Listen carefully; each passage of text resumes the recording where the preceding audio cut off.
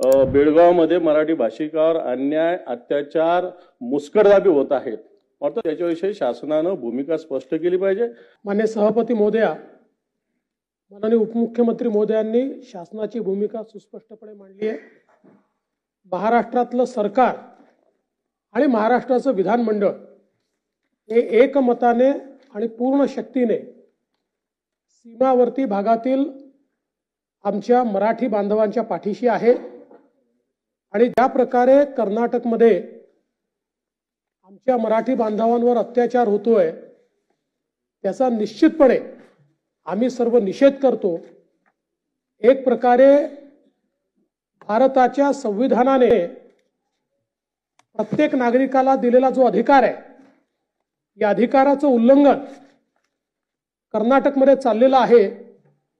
आणि त्या ठिकाणी मराठी भाषिकांचा मेळावा देखील घेता येणार नाही अशा प्रकारची अतिशय संकुचित भूमिका ही घेण्यात आलेली आहे.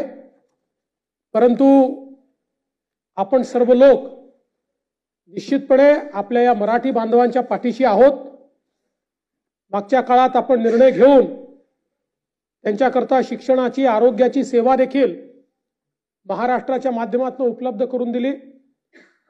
आणि सातत्याने जोपर्यंत सर्वोच्च न्यायालयामध्ये हा लढा आपल्या बाजूने त्याचा निकाल येत नाही तोपर्यंत आपण लढतच राहणार आहोत हा निर्धार देखील या निमित्ताने मी व्यक्त करतो. आणि तिथल्या संघर्ष करणाऱ्या तमाम मराठी बांधवांना एवढंच सांगू इच्छितो की 12 कोटी महाराष्ट्राची जनता आणि जगभरातले मराठी माणसं ही पूर्ण एक दिलाने तुमच्या पाठीशी आहेत.